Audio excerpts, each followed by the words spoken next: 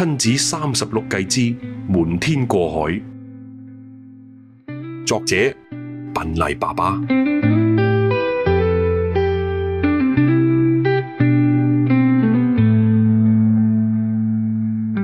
今次講嘅係破別人嘅計。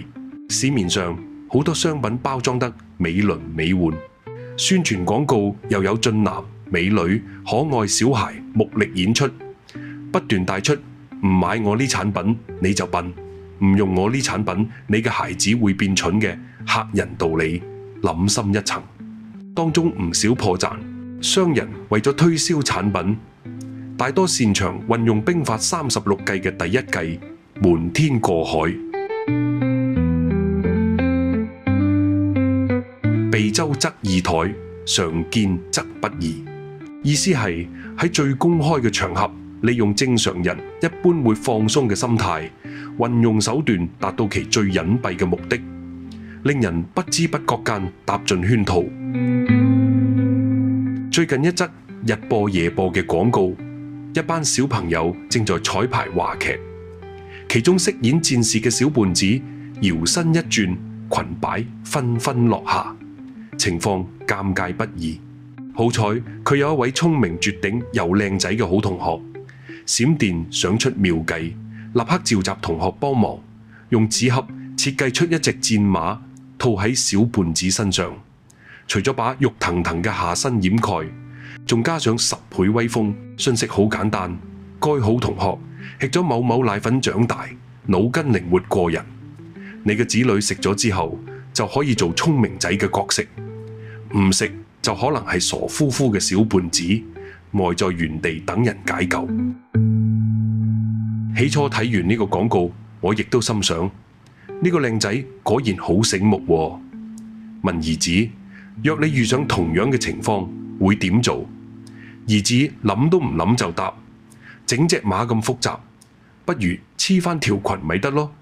真係當頭棒喝，正常而直接嘅諗法，簡單又快捷嘅做法，唔係就係應該把裙修補嗎？原來聰明仔實在諗多咗。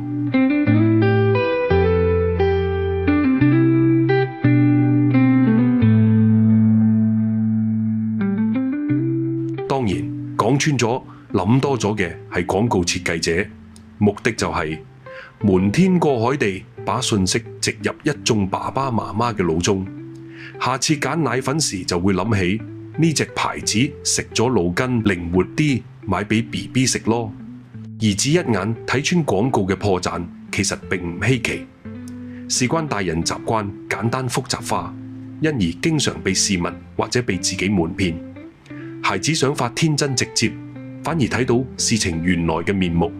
但係隨年漸長，孩子難免慢慢失去赤子之心，面對種種真真假假嘅事情，點樣作出準確判斷？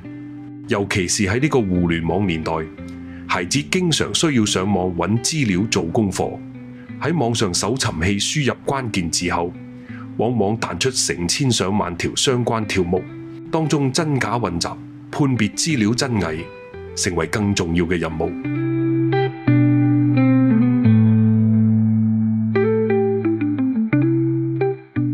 判斷力如何培養？兒子喜歡玩具，市面上玩具同樣有真有假，有啲不法店鋪更把正貨同埋翻版貨擺喺一齊賣。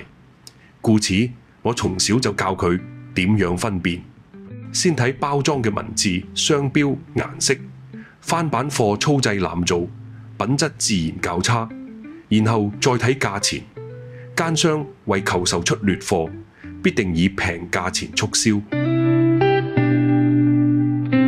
久經訓練同不斷實地觀察，小兒而家已成為玩具鑑別專家，識得分辨玩具真偽又有何用？其實呢個只係一種趣味化嘅判斷力遊戲，令到孩子投入其中。目標其實係培養唔好咁易俾人呃嘅態度。當佢日後長大面對其他事情，自自然然會作出反射式嘅認真判斷，將別人瞞天過海嘅詭計一一拆穿。